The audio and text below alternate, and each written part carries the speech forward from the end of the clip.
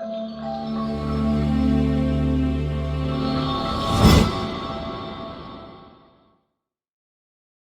back with another podcast / YouTube video.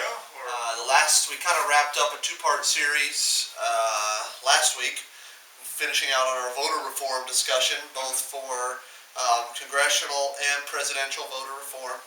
So this week we're going to sort of shift gears, if you will, and talk about something that has really been a polarizing, hot-button issue for many years on both sides, major media outlets, across the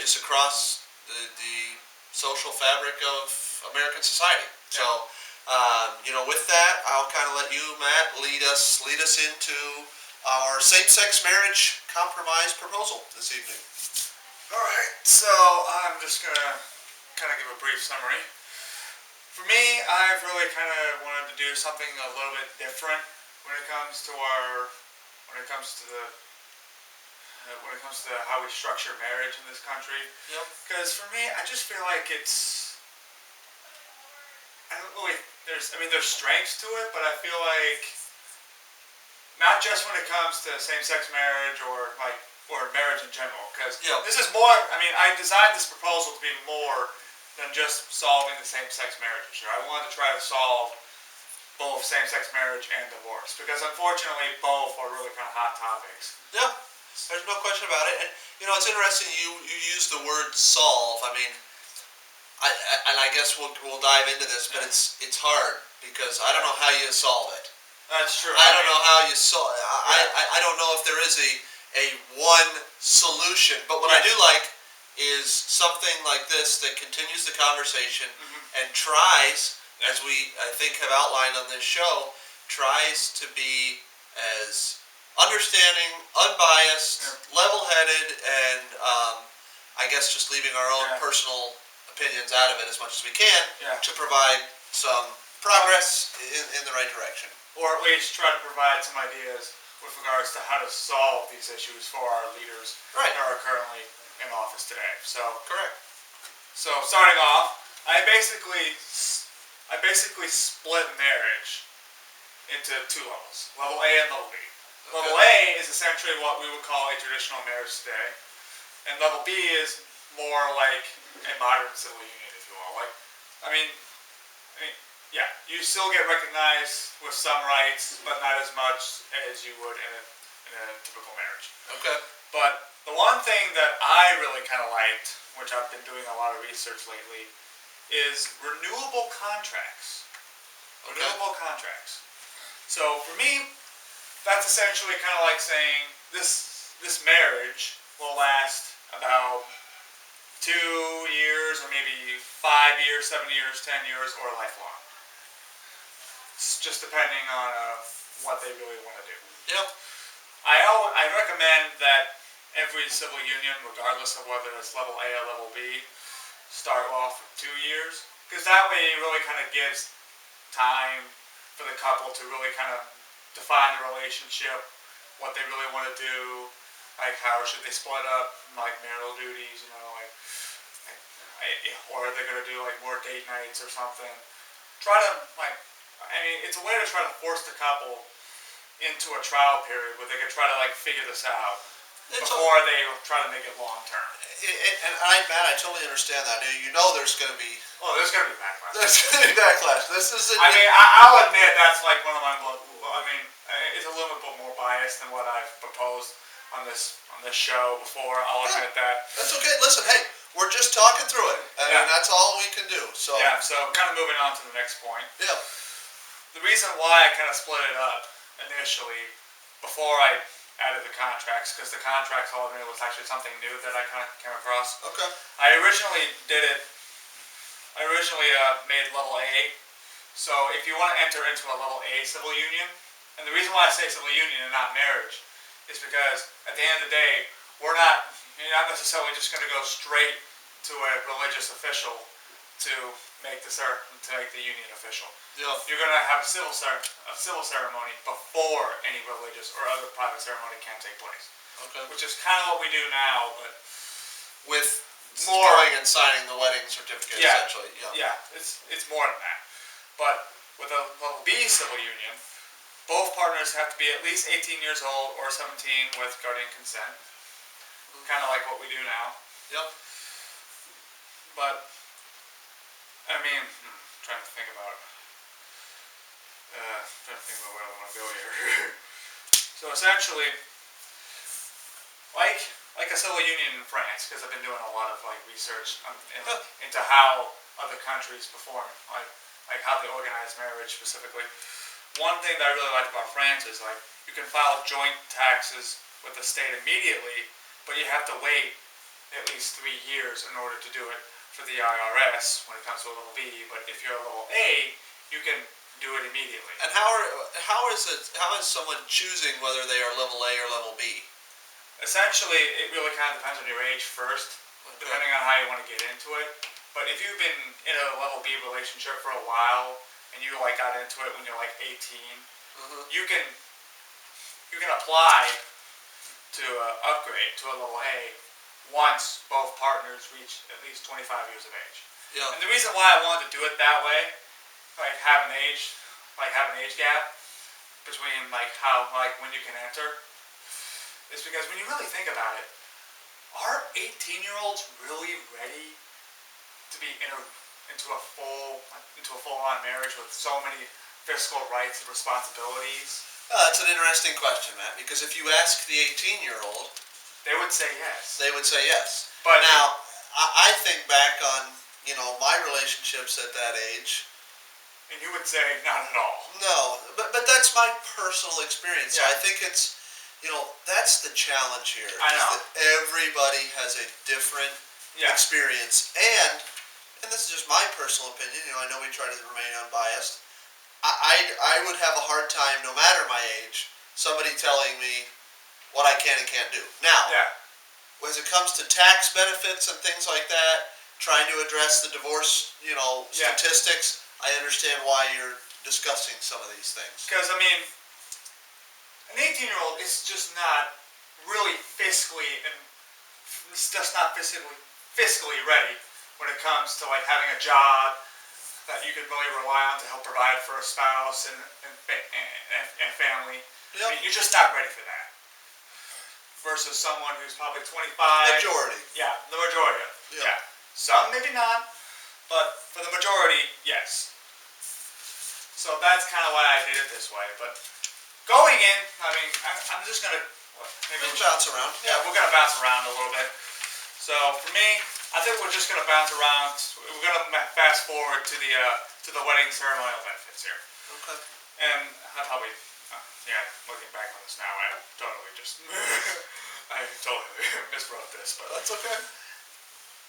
The big difference that I really kind of have is from the current system. Yeah, from the current system is there's more people now that can actually administer a civil ceremony.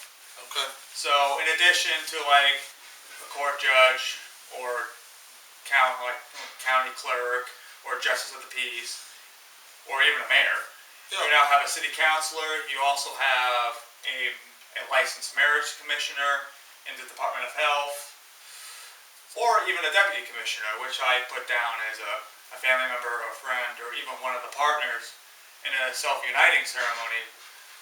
And these people will be authorized by the local government to become a temporary marriage commissioner for just that day. Is that what our uncle did? Sort of, yes. He actually did it through a religious institution, a Native American religious institution, if I'm not mistaken. But instead of going through a religious institution, you're going through the government to do so. Yeah. And the reason why I did it this way is because when I was trying to figure out how we could do a healthy compromise to satisfy the conservatives versus the liberals who really want to push forward, they want to push religious officials into well, not all of them, right. Of course. But you're taking religion out of it. Yes, I'm trying to take religion out of it as much as possible and try to have a civil institution where everybody gets rights.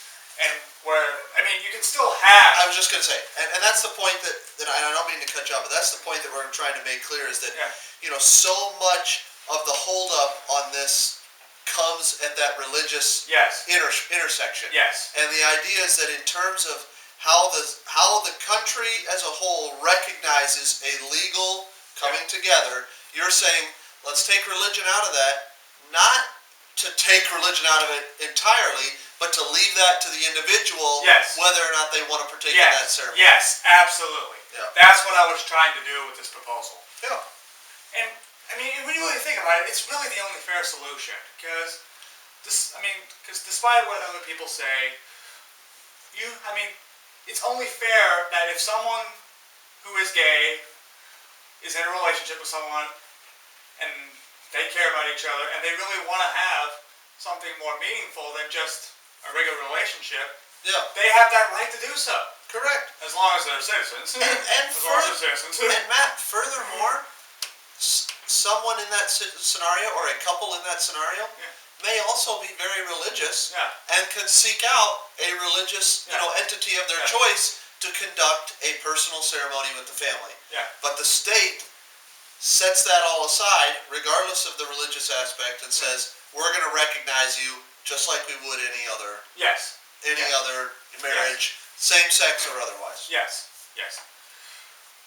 And kind of building off my point, it's also really kind of unfair for someone who is religious, who doesn't really feel comfortable administering a ceremony for a couple they don't necessarily approve of. Correct. I mean, it's not really fair for them to be forced to do that either. Agreed. I absolutely agree. So you gotta find some place in the middle where both people can kind of agree on. Correct. I tried to write this proposal in a way where someone who is a reasonable conservative would say, hey, you know what? I may not necessarily agree with them getting rights and all that, but as long as my religious officials don't necessarily have to be a part of that, I can live with it. You wrote it in a way that it seems like is not intended to infringe upon some of the things that become hot button issues in this discussion. Yeah. And that's really the key, I think, is that, and I can't speak for, I'm neither married nor know anybody from, I know heterosexual married individuals, but I do not know anybody from a same-sex marriage, so I cannot speak on their behalf. But I think a lot of, at least the rhetoric is around, there should be equality. Yeah. And this provides equality in how the state recognizes the coming together of two individuals. Yes. And that I think is critical, because the religious aspect, we could be having this discussion in 100 years and still be going around in circles. Yeah. Because you want to provide the individual the religious freedom. Yeah. You want to provide the religious official their freedom to officiate such marriages as they please. Yeah. And you want to provide the same-sex individual the opportunity to have a ceremony, potentially in a church or in some sort of religious affiliation, because, again, that's a very traditional, normal thing. As we talked about last week, kind of outside of this, the statistics on the LGBTQ community as recently as 2017 from the Gallup poll, 3.8% of U.S. citizens identify in that area. So we are talking about, a smaller section of society that has a voice, that feels like they haven't been heard, and needs to be addressed. Yeah. So, but do you know what is the ironic thing about this? Mm-hmm. How I actually came about this solution, at least with regards to self-uniting ceremonies, actually comes from religious freedom. Does it really? Yes. Okay. Yes. Because as it turns out, the Quakers don't have priests. Yep. So what they do is, in order to be recognized in the church, you have to have a self-uniting ceremony where one of the partners, administers the ceremony. Okay. So that's kind of where I got the idea of using religious freedom to not only promote religious freedom, but also have a system that provides equal rights to all. To promote the very thing that feels like they are oppressed by religious freedom. It is interesting. I think that's where it's interesting to me, Matt, because it seems to make logical sense as we talk about it. And it just kind of shocks me that we aren't able to, like, really just kind of reach a certain common ground. Yeah, just to get to somewhere where it's not explosive, where it's not offensive, where we can say, you know what, this is probably the best solution we can provide. Yeah.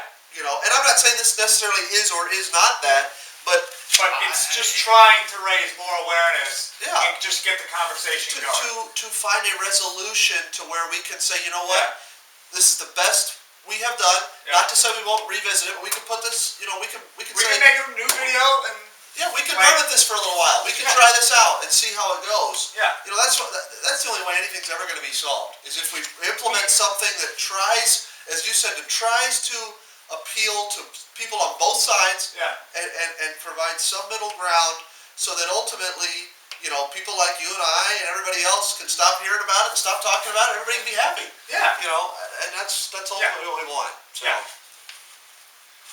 I mean, so essentially, we have these little. I had made this little picture on the back. Yeah. I mean, for all you people at home who are either watching or listening to this, you'll get the full notes. I basically just made a quick summary of this. Yeah, we'll upload this document so you're. Well, actually, I'm going to give you the full document, which is like about 19, 20 pages. Oh, okay. So the reason, I mean, I make these like these little summary notes for us, just because if we take like 20 freaking notes, I mean, it would take forever. So we'll attach the full. Yeah, we'll attach the full document, so that way you can have the whole proposal for you to read, and then make suggestions in the comments. Yep. I mean, we would love to hear. I think that's a great point, Matt. Neither of us here, you know, our intention for these broadcasts is not to offend anybody. Yeah. It's not to say that we've got all the answers, yeah, or that we're right and you're wrong, or this, that, and the other. We want to spark a healthy dialogue. Yeah. So, as Matt said, please feel free to add suggestions in the comments, ask questions.